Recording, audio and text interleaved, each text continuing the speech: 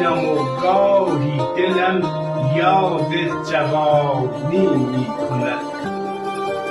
بلبل شوقم هوای نغمه خوانی می کند. همتم تا می رود ساز غزل گیرد به دست، طاقتم اظهار عزم و ناتوانی می کند.